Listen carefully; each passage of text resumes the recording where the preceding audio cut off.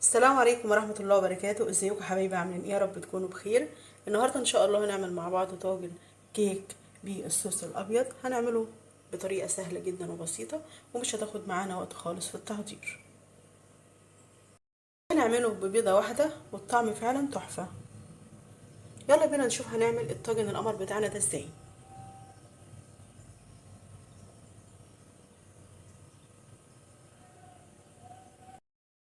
يلا نبدأ مع بعض. بسم الله وعلى بركة رسول الله. اللهم صل وسلم وبارك على سيدنا محمد وعلى آله وصحبه وسلم. هنبدأ بقى ايه؟ نعمل كريمة الحلويات. دي المقادير. انا معايا كوباية من اللبن الحليب، وكوباية من الزيت، وحوالي 3 معالق كبار من الكريم جانتي الخام. لو مش متوفر عندك مفيش اي مشكلة. ومعايا 6 معالق من اللبن البودر، وكوباية من السكر. طبعا السكر انا عايرته بنفس كوبايه اللي عيرتي بيها اللبن وعايرتي بيها الزيت. معايا شفشق الخلاط. هبدا باقي احط كل المكونات دي كلها في قلب الشفشق. كوبايه الزيت، كوبايه لبن الحليب،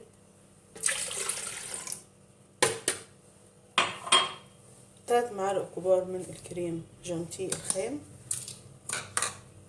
و6 معالق من اللبن البودر، وكوبايه السكر. وهضيف عليهم باكو من الفانيليا. اضرب المكونات دي كلها.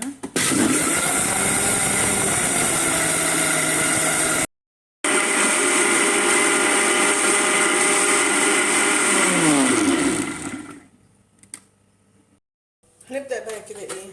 نصب الكريمة بتاعتنا.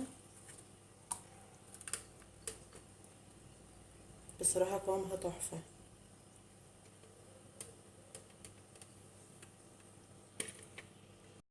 هدخلها التلاجة عبال ما نعمل الكيك بتاعتنا.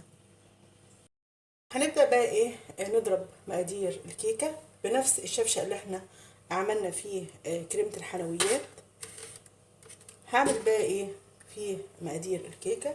انا معايا بضاية واحدة بدرجة حرارة الغرفة، ومعايا برضو كوباية من اللبن الحليب برضو بدرجة حرارة الغرفة،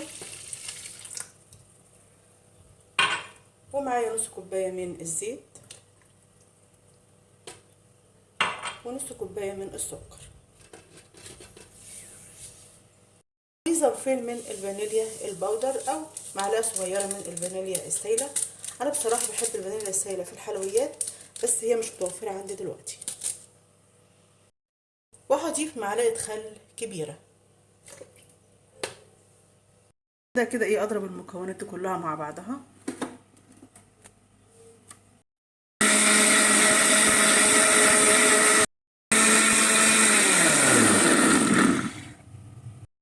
كده خلاص انا ضربت المقادير كلها مع بعضها في شفق الخلاط.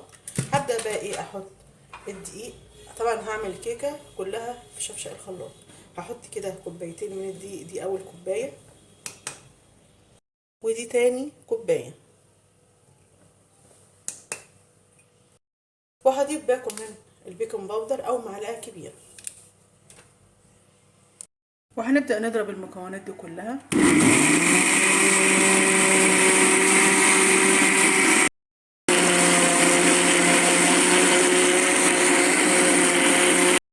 طبعا كده لو في اي دقيق كده على جوانب الخلاط كده هننزله، ونرجع كده ايه؟ نضربها تاني مع بعض.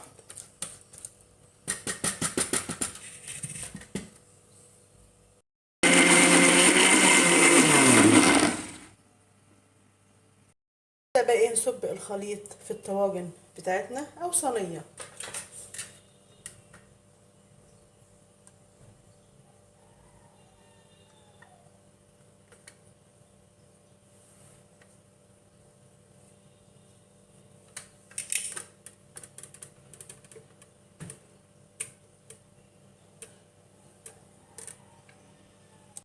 كده خلاص الطواجن جاهزت معايا. هدخلها بقى ايه؟ الفرن على درجة حرارة 180 في الرف اللي في النص.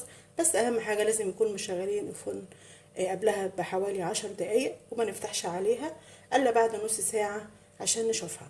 طبعا هي هتاخد معانا في الفرن ما بين نص ساعة لساعة الا ربع، ولما تطلع ان شاء الله من الفرن هنشوف الخطوة اللي جاية مع بعض ايه. كده خلاص الكيك استوى معانا وطلعته من الفرن. قعد معانا حوالي نص ساعة في الفرن. طبعا انت حسب الفرن بتاعك، يعني هتقعد ما بين نص ساعة لساعة الا ربع. هنسيبها بس كده لما تبرد شوية، وبعد كده هنسقيها بالصوص بتاعها.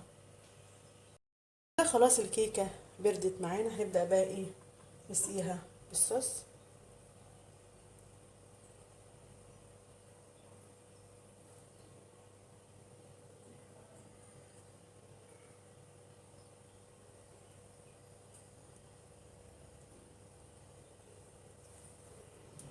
انا سقيتها كلها بالشكل ده. طبعا كل ما هتبرد كل ما هتديكي طعم احلى. هنشوف كده الكيكة بتاعتنا.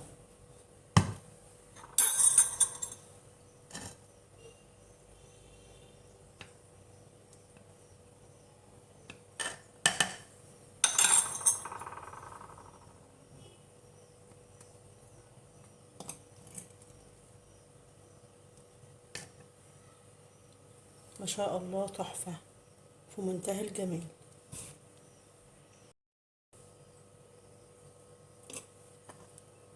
معانا الكيكة هشة وطرية واسفنجية، فعلا تحفة. وبكده خلاص طاجن الكيك القمر بالصوص الابيض جاهز معانا، وبقى بالشكل ده. بصراحة فعلا تحفة في منتهى الجمال.